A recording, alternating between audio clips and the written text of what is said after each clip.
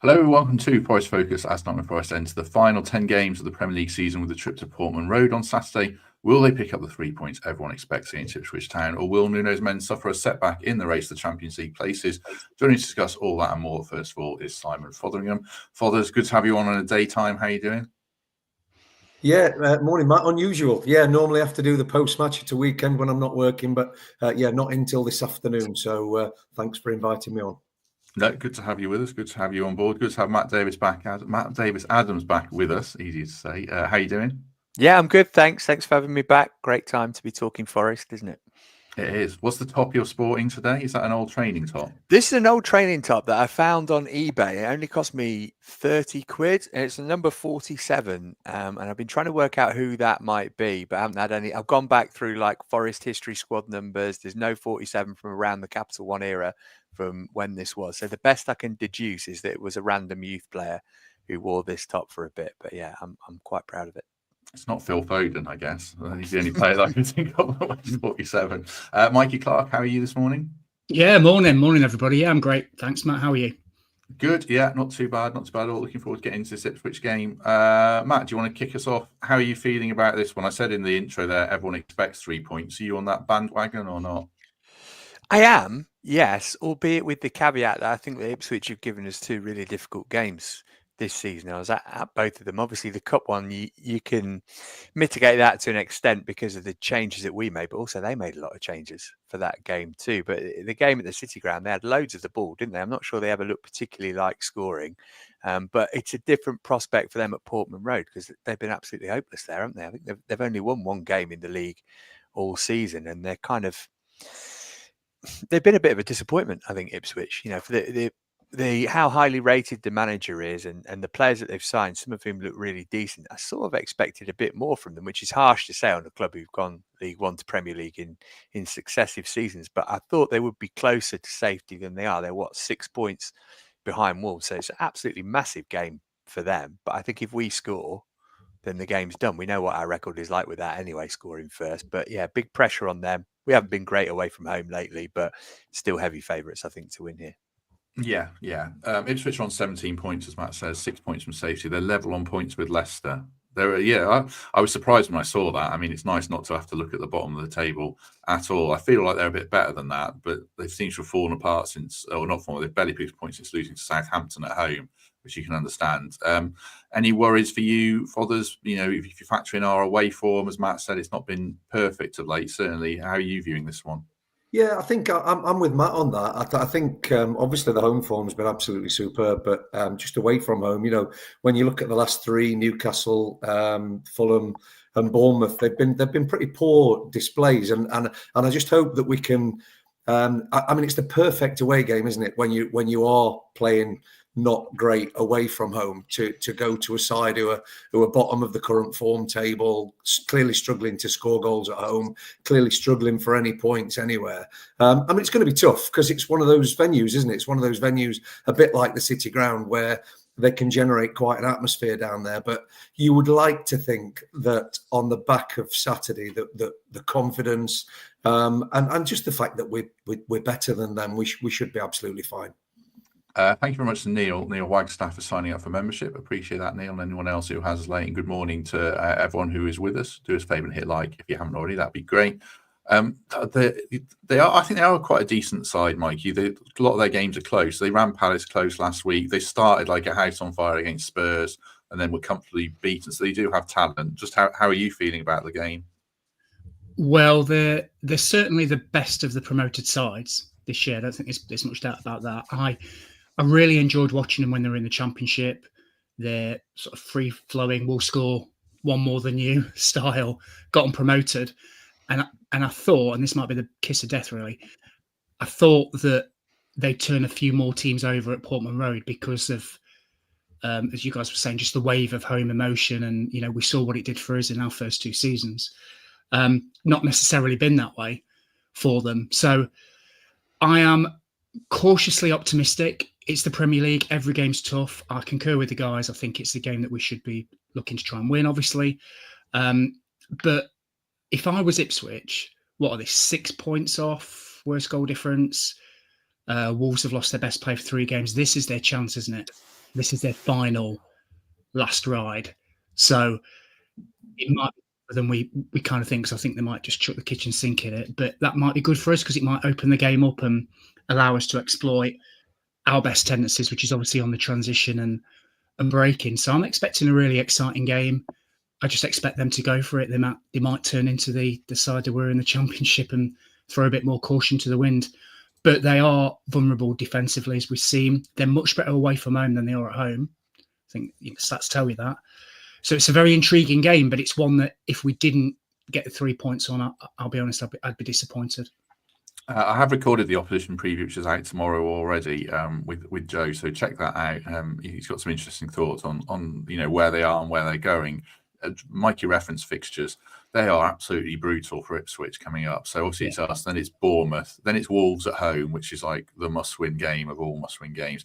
Then they go to Chelsea, host Arsenal, go to Newcastle. So they could be out of it by then. And then they're running. Actually, their last 3 games are much better than Wolves. So yeah, there's a lot riding on these next few matches to get as many points as they can. In terms of the players they have, Matt, any that worry you? You'll be aware of Omari Hutchinson, I guess, through your work commentating on Chelsea. Any talent there that might pose a threat to us? Yeah, it was a bit of a shame we didn't get to see much of Hutchinson playing for Chelsea because he's clearly a talented player, albeit he's not made a massive impact this season, but hard to do that in that team. But Delap's the one, isn't he? I mean, I saw him run Chelsea ragged, which was the only home game they've won this season, just after Christmas.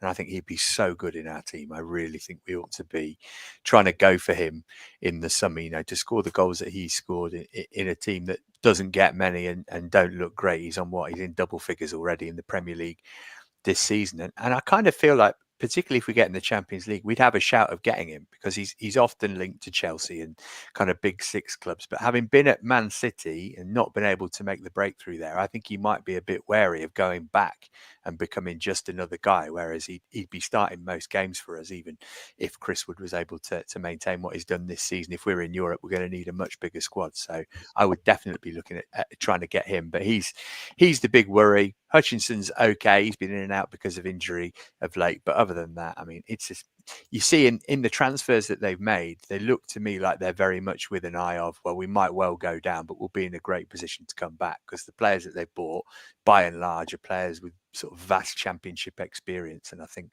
even Philogene, who they bought in January, he was really good in the Championship last season. Is he quite good enough for the Premier League? Yeah, maybe not. But yeah, not quite a one-man team, but Delap's definitely the main man. Yeah, they're better than Luton. Luton signed decent Championship players, apart from Chong, who's good, and Ipswich feel like they signed really good Championship players. But I think Matt's right about experience and a bit of quality. Morning to Eamon, good to have you with us for the first time. Appreciate that, and everyone else who is on board. As I say, there's not too much to talk about around the game, I think. So we'll get into our lineups, and we've got some other topics to discuss as well today. So let's start with the particularly boring ones.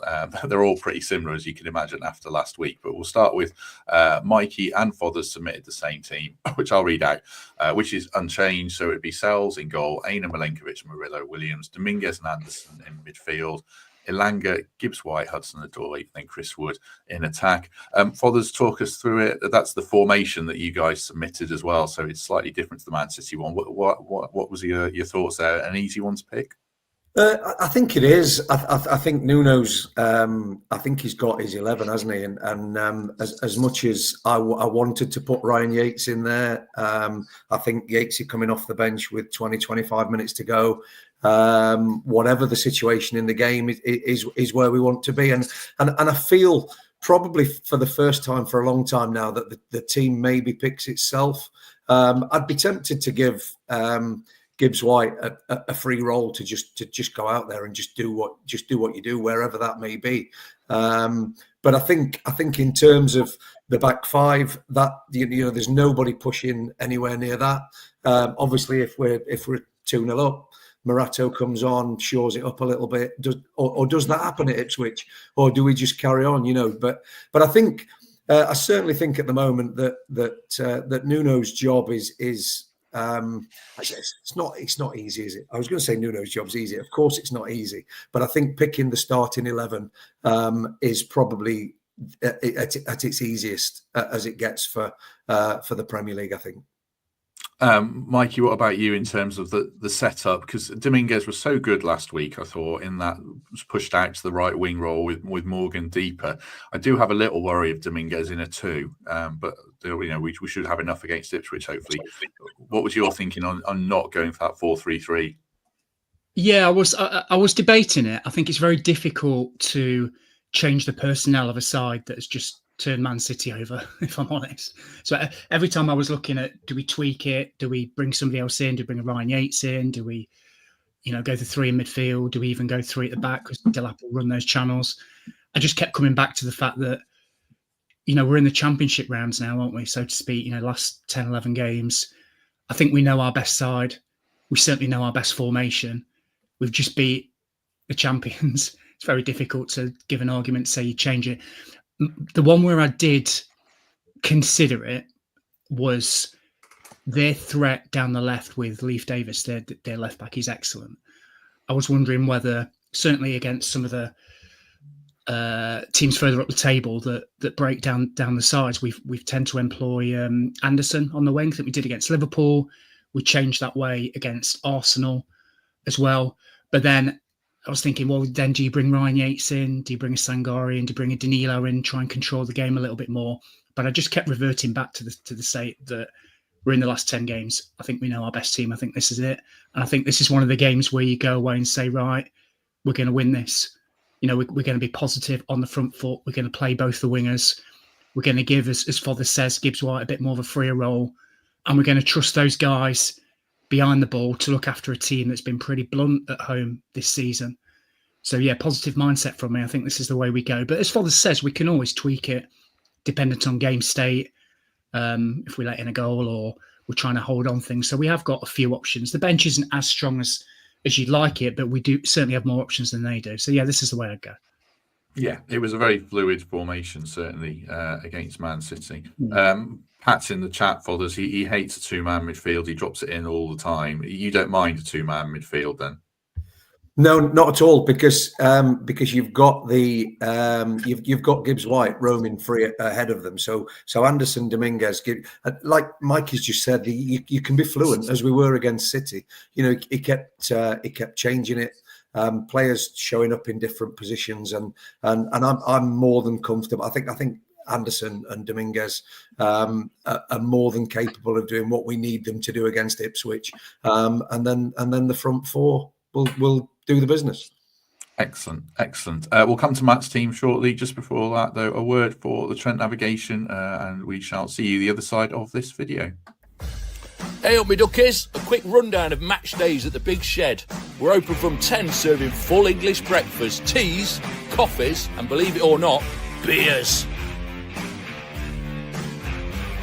Father's Footy Quiz is followed by the lunchtime kickoffs, and the outdoor kitchen is fired up from midday, serving sourdough pizzas, burgers, hot dogs, pies, and sausage rolls.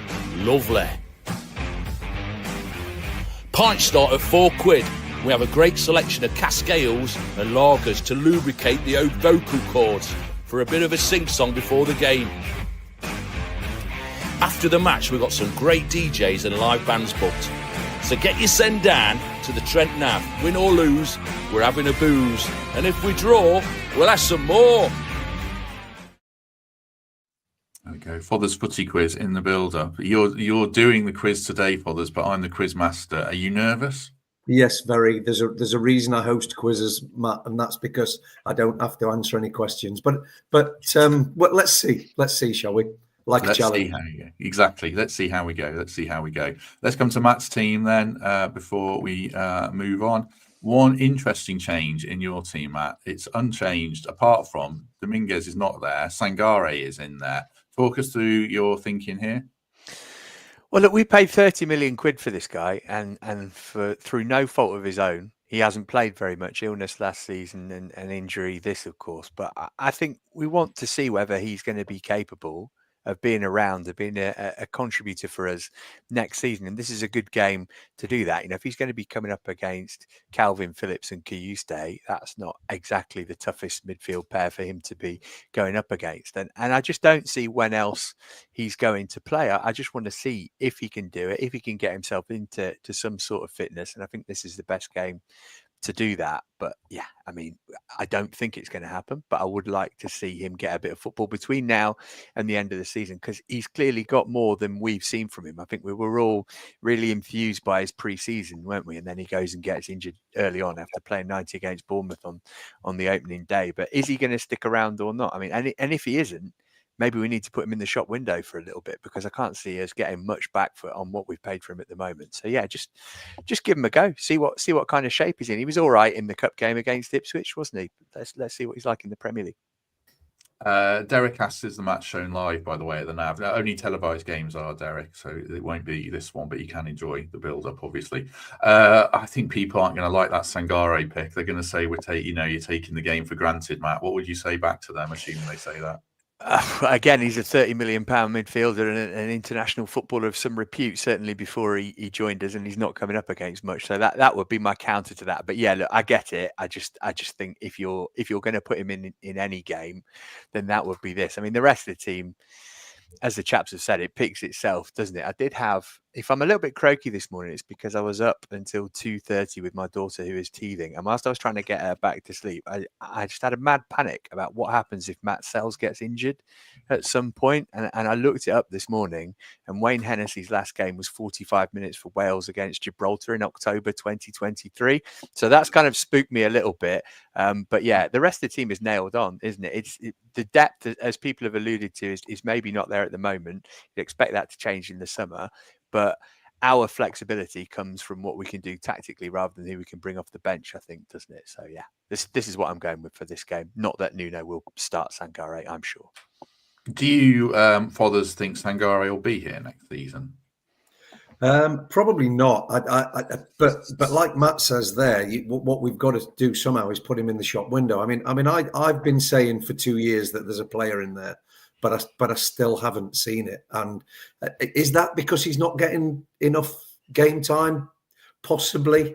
I don't know. I just don't think. Somebody just said in the comment there, I don't think he fits in with the way we play. There's just something not right, and I want him to succeed. When you spend that sort of money on a player, you want them to succeed. We're not sat here trying to get rid of Forest players. We want them all to be successful. I want Sangare to be successful, but I just don't. I've not seen it. And Nicholas Dominguez in that role has just, it very rarely lets you down, does he? Whereas I think Sangare does, and I think Matt's right. I think listening to what you were saying there, Matt, about putting him in the shop window or giving him a chance against one of the lesser sides in the Premier League is probably a good thing to do. But I can't imagine that Nuno will. But who knows? Super Forest 78 said Danilo will go in the summer as well. I don't think he will, to be honest. I think Sangare will be more likely. What about you on the future of our midfield, Mikey, if we might be in the Champions League next season? It's an interesting shout. I think if Danilo would have stayed fit, I think he may be one that would have gone. I think he's obviously had his injury challenges this year, so I don't necessarily see him moving in the summer. But you never say never. I think going back to the Sangare debate, I try and choose my words carefully here. I worry about him in a 2 because of his current mobility, if that makes sense. I think if he's in a 3 and sitting deeper and he's got Yatesy or Dominguez or whoever in front of him, I feel much more confident that he can play that role. It's just when you're in a 2, and Gibbs White, as we've all said, we'd love to see him sort of roam about this game. That worries me because I don't think he's necessarily the quickest at this point in time. That could be injury challenges that he's had or whatever. So I don't think it'll happen. I think game state might require him to come on if we do go to a 3 and sit in front of that back 4. I'm far more comfortable with that. But I think in terms of the future of our midfield, I'd be surprised if he's here next season, is what I would say. Yeah, I'm not sure. I mean, I know Mark had a good stat on Saturday about players who make the most tackles in midfield, and Sangare's top of the list, but only because he's only played. I think he's played 9 games or something. But I feel like there's something there. I do worry about him in a 2 in terms of athleticism. I'm a bit loath to write any player off in midfield because we saw Dominguez was, he wasn't in the best form. I thought he was pretty good via Arsenal, and then he was great v City. So I'm not going to write anyone off just yet. One final point on the game, Matt, around teams that like to have the ball, teams that don't like to have the ball. Everyone knows we're bottom of the possession chart. I did have a quick look just now. Ipswich are third bottom with 41% of the ball on average. We're 39.8. Any concerns about us breaking down teams that sit deep? Will they do that at home, do you think, or not? Yeah, I mean, they certainly did that against Chelsea. They had 24% possession in that match and only had 6 shots, but that was after they got an early goal, which I think was the difference for them. I think the position that they're in, the onus will be on them to come out and start this game on the front foot, and hopefully that would enable us to pick them off.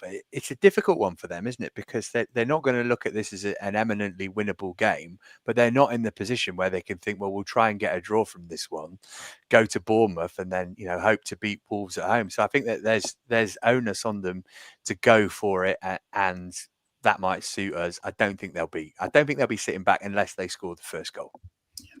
Fothers or Mikey, any final points on this game before we move on away from it? Anything you want to add? Go on, Fothers, you go.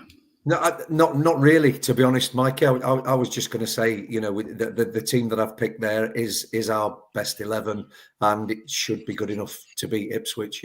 No disrespect, but we mentioned there that they've signed in the summer. They signed some good Championship players, some of the best Championship players, from last season in Philogene and Clarke and Delap, etc.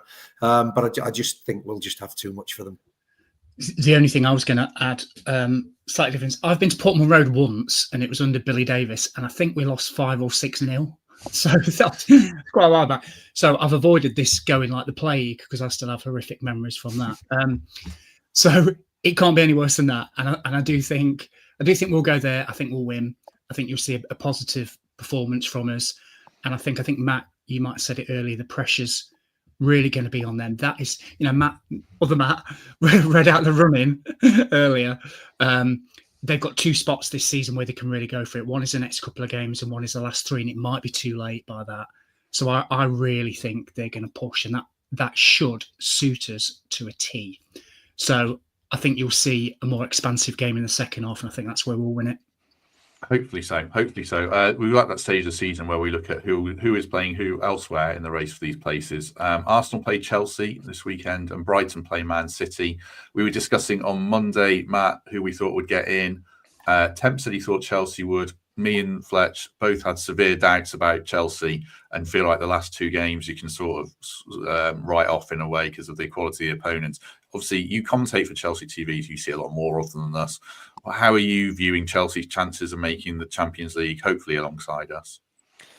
Well, I don't think they've got a chance of finishing above Forest, I've got to say. I think Forest are just a better team than Chelsea are at the moment, and the mood around the clubs could hardly be more different. I was surprised. I'm doing the game tonight against Copenhagen. I was doing my prep and noticed that Chelsea had won 4 in a row at Stamford Bridge, which doesn't feel like it, given that there's been protests against the ownership and people unhappy with the style of play. But then those 4 games in a row were against Southampton, Leicester, Wolves and West Ham, and none of those apart from Southampton were particularly convincing. And they've got injury problems. They're hoping to get a few of those players back, but they're people like Romeo Lavia, who looks brilliant when he plays for Chelsea, but he usually plays 45 minutes and then he's out for a couple of months. Or Wesley Fofana, really important player in the way that Chelsea play and defend, can't stay fit. Nicholas Jackson, how's he going to be when he comes back? He would have been out for an awful long time.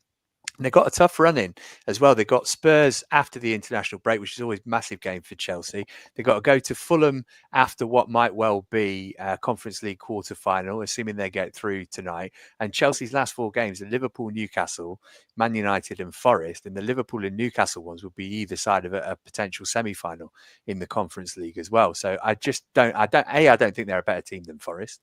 And I think that their fixture pile-up and their running means that it's going to be difficult for them to catch us. So, yeah, I think they might squeeze in 5th place, but I just don't see them finishing above Forest. Okay, good to hear. Good to hear. One final point on the Champions League, then, that I want you to discuss. A listener called Joanne messaged me in a bit of a panic, saying, "I've seen this article from the Telegraph saying, Forest might be relegated from the Champions League because of dual ownership, because Evangelos Marinakis owns Olympiacos, obviously." And the article kind of says, if two clubs are owned by the same person, for example, Chelsea have got Strasbourg.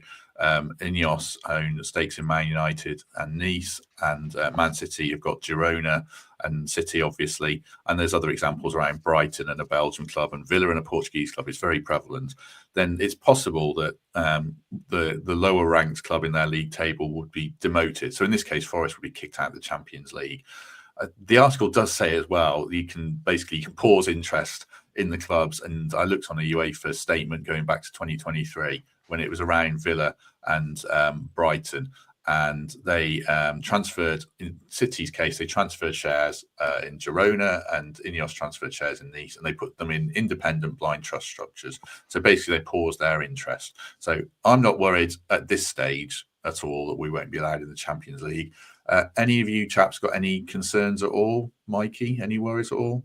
No, it was an interesting article. I read it too. I think there have been a few board changes in recent weeks and months which allude to the fact that they know this is a possibility and they know it's coming. These rules have pretty much always been in place, so it's not as if they've just seen it and they're going to be panicking.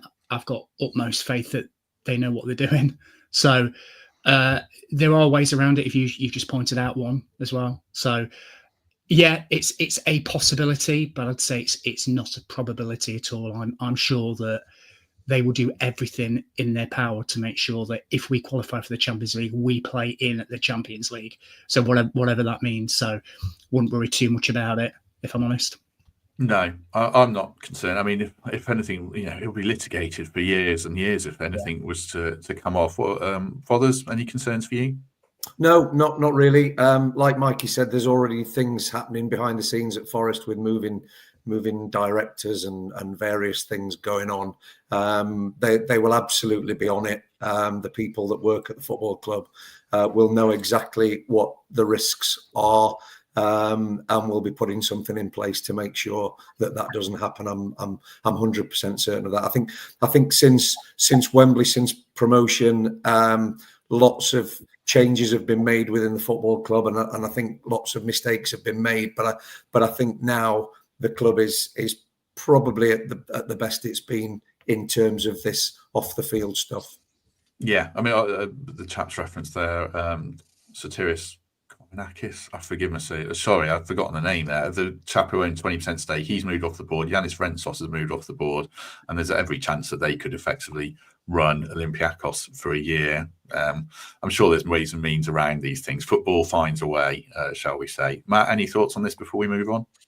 Well, I mean, the horse has bolted on multi-club ownership 10 years ago, hasn't it? So UEFA, if they wanted to do anything about this, they should have done it at the time when it became a thing. But the only other thing I'd say is that the Greek Super League gets one place in the second round of Champions League qualifying for the winners. And it looks like Olympiacos are going to walk to the league. But the last time they got into Champions League qualifying, they were eliminated by Maccabi Haifa. So it's not guaranteed that they would even get into the competition proper anyway. So yeah, not really concerned for the reasons the chaps have stated and that. Very good, very good. I thought we'd raise it to, people have been concerned about this. There was this article in the Telegraph, but even the article in the Telegraph quelled the fears by saying you can, take this action. So hopefully no concerns there at all. Just one other quick point before we move on. The ticket prices have been announced. The England game at the City Ground, if people are interested in going, they go on general sale on the 31st of March. They go on sale a bit earlier than that if you're in the travel club. And they range from as low as £12.50 in the family enclosure up to £65. So, keep your eye out for that if you want to go.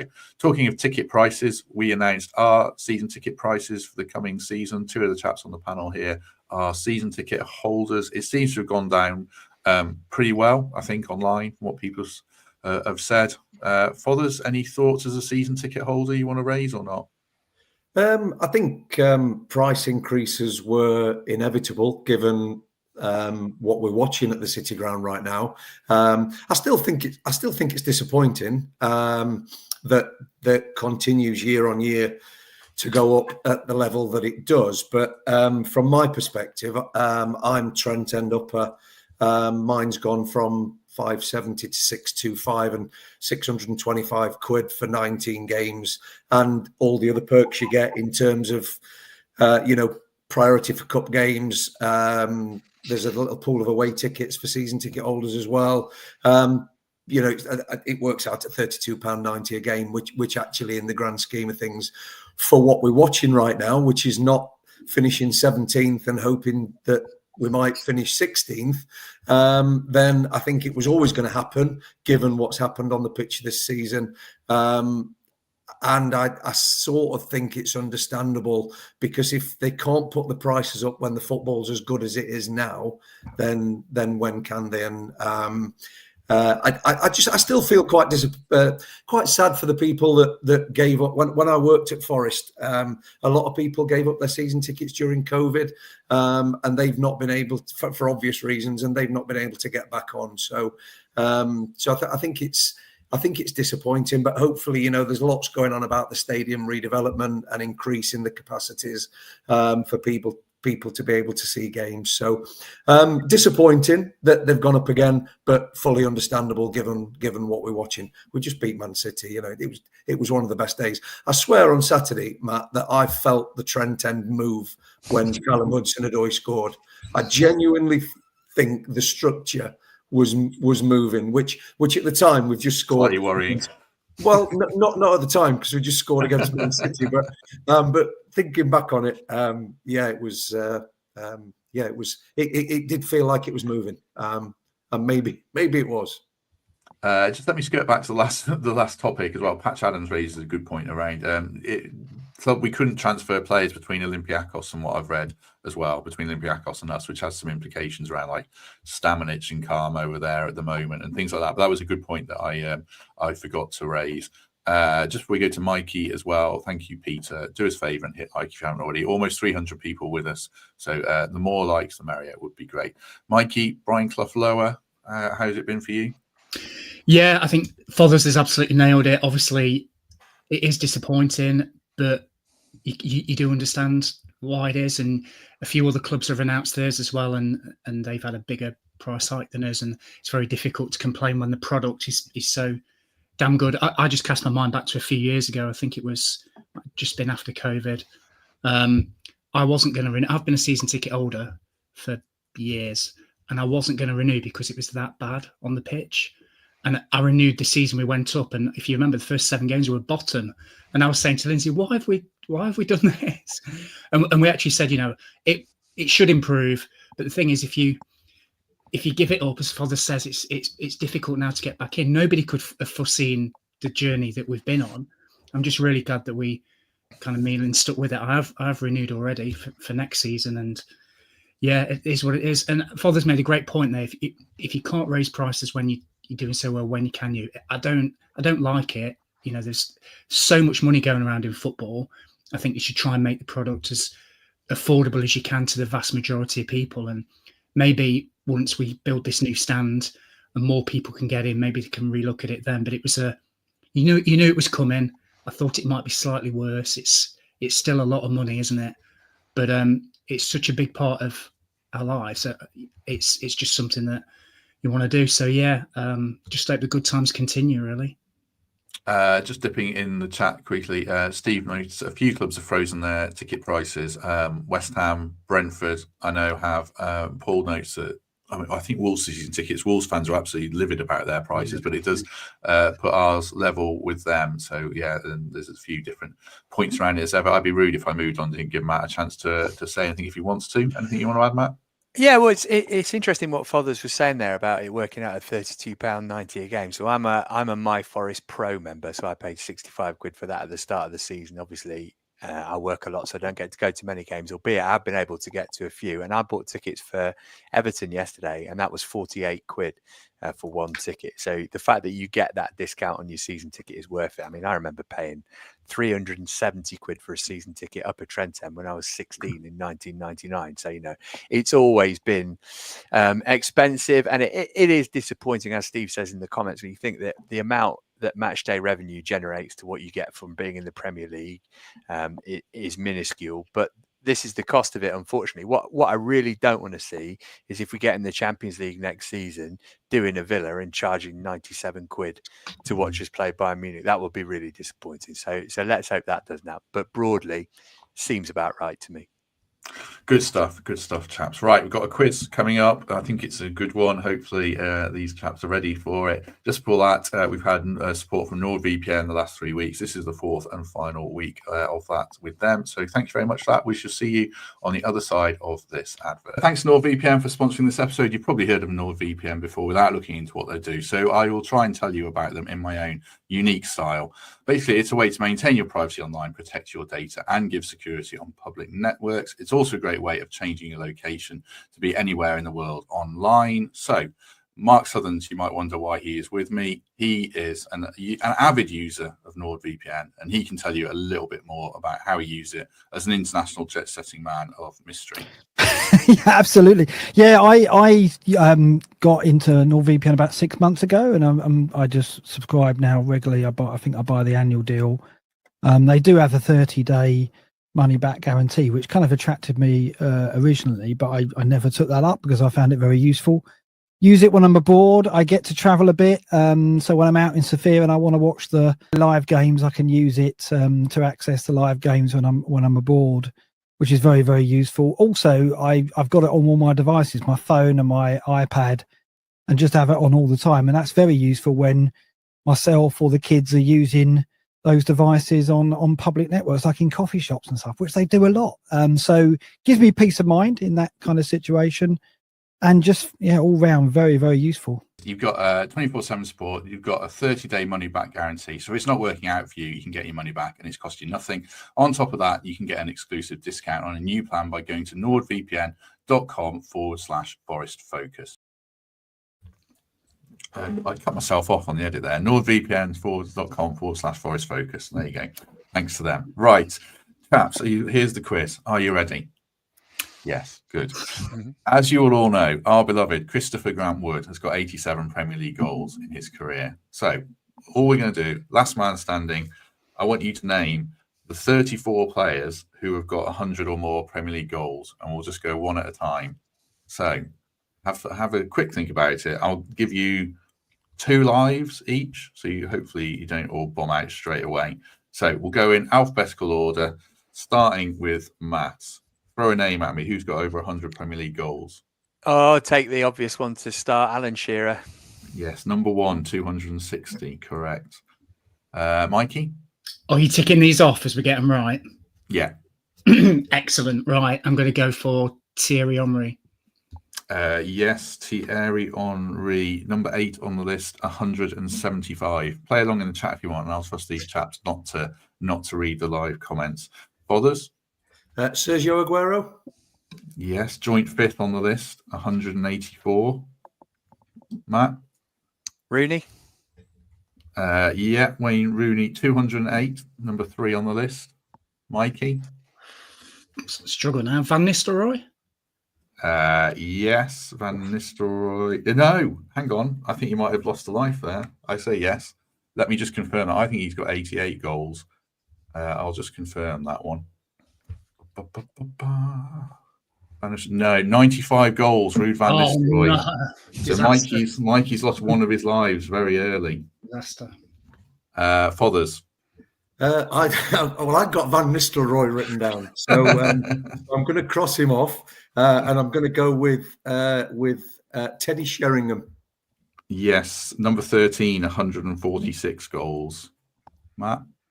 Cristiano Ronaldo? 100, hasn't he? Yes, scraping in 103, 33 on the list of 34.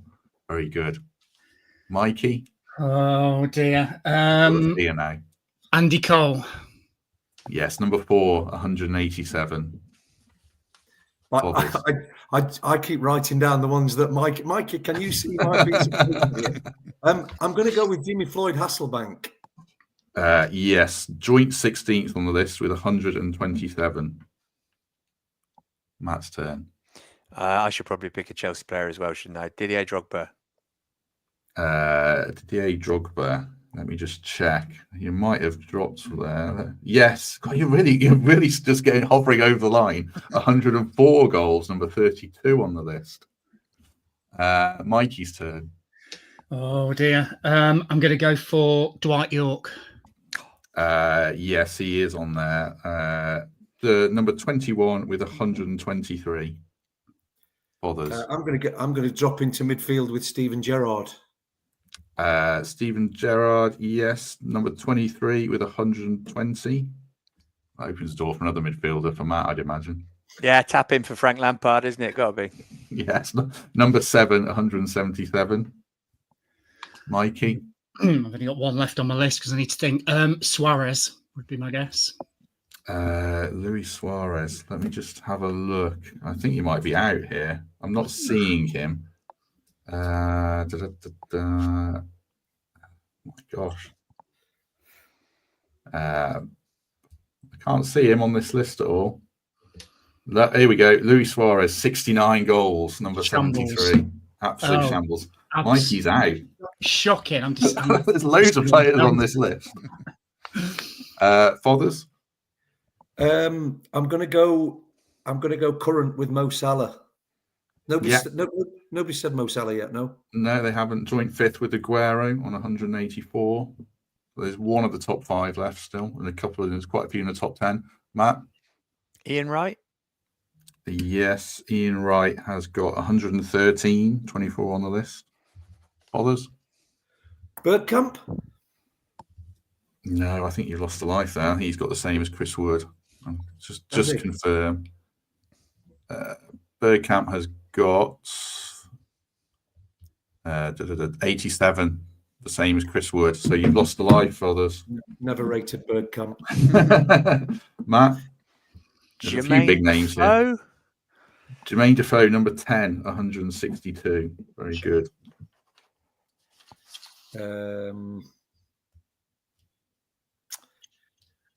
Michael Owen. Yeah, number 11, 150. Still a few. There are 2 left in the top 10. Like you haven't said. Yeah. Oh, it gets tricky now, doesn't it? I feel like I've seen the Sky PL 100 Club program of Peter Crouch.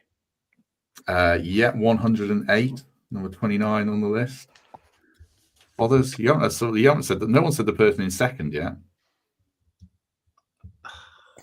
Isn't it typical? It must be pressure. Because now You've I'm already out. got a long list now. Now I'm out. I've got about 5. So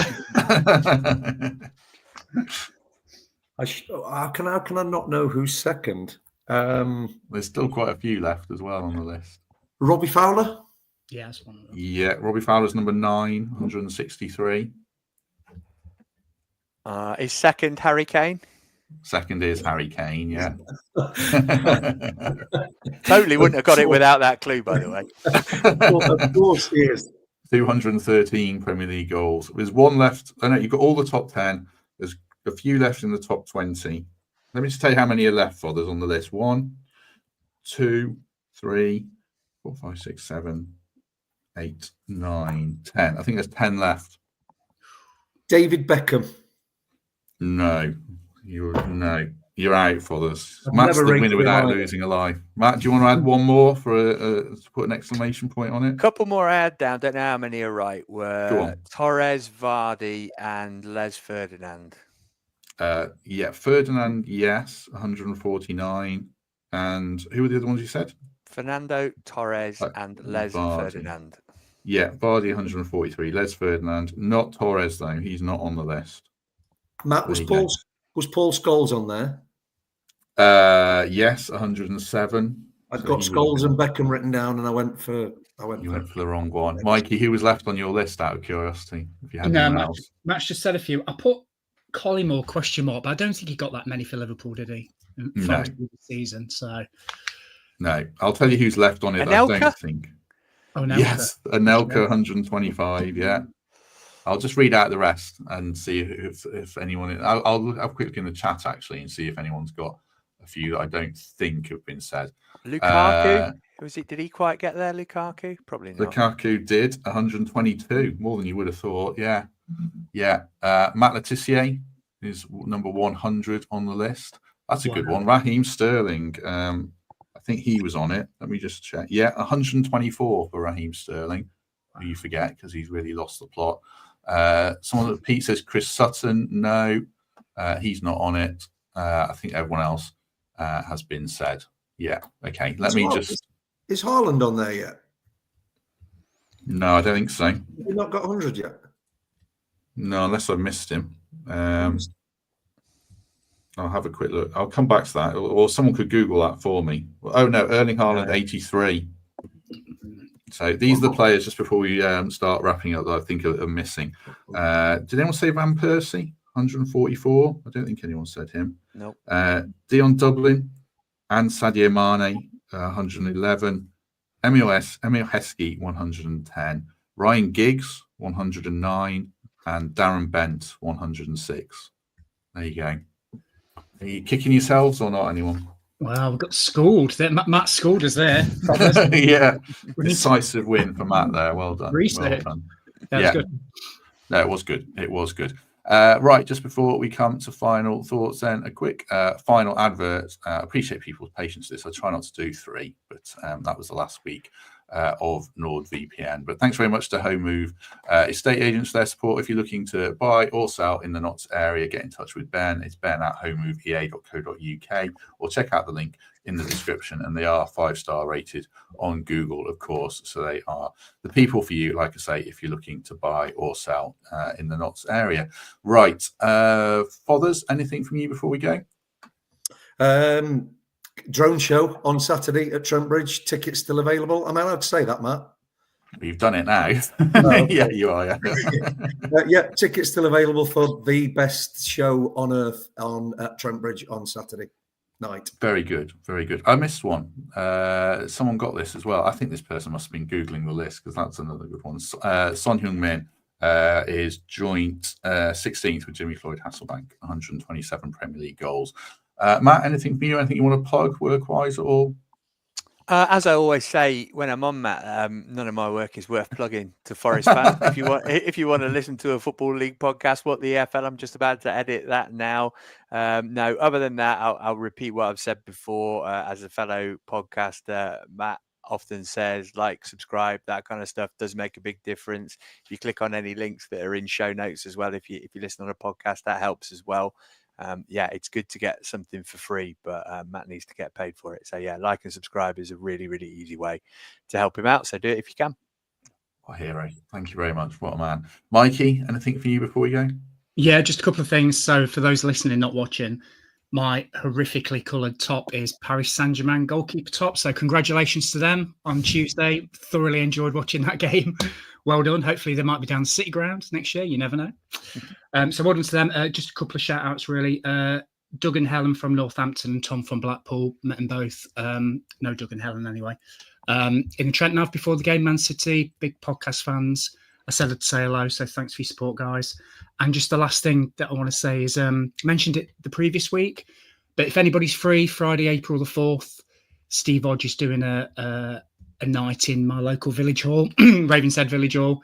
Tickets are £15. Still tickets left. If you want them, just drop us a note on Twitter and I'll sort you out with that. That's it. Thank you. Good stuff. Quick charity shout out. If anyone's got any charity stuff they want plugging, by the way, we're getting to the summer stuff. So give me a shout on Twitter and I'll probably the easiest way to get me. Charlotte Turnbull messaged me on Twitter to say this year will mark the 10-year anniversary of her baby sister taking her own life at the age of 16, I think. Terrible. So she wants to do something that would honour her and make her proud. She's signed up for the Great North Run in September. She says, I'm reading this out, it's not me saying it. I'm overweight and extremely unfit, so to make sure I complete this challenge, I decided to run to raise money for 3 charities. They are Young Minds, a mental health charity, Stand Up to MND, which we know all about here through Sam Perkins, and Nottingham University Hospital's neonatal department. And she's running a raffle with some really good prizes. So I'll drop the link in the description, the Just Giving link. Do check that out and support Charlotte if you can. We're back tomorrow, Ipswich opposition preview and the bonus one with Forest Ladies because they play Derby on Sunday at the City Ground to get your tickets for that. And then post-match show on Saturday with Lewis and hopefully with Mark, I think, is able to join us that one as well. Right, Fothers, thank you very much. Thanks, Matt. Absolute pleasure. Good to meet you, Matt Davies-Adams, as well. And good to see you, Mikey. Good stuff. Mikey, thank you very much. Cheers. Yeah, thanks, guys. And what you just said, Matt, Charlotte, our sponsor, that's a great thing to do. Well done. Well done. Good man. Matt Davies-Adams, thank you very much. Pleasure. Loved it. Yeah, nice to speak to you guys again. Yeah, good to have you all on board. Good to have everyone with us. Good to have people with us in the chat as well. Have a good day, everyone. And if we don't see you tomorrow, then we shall see you soon.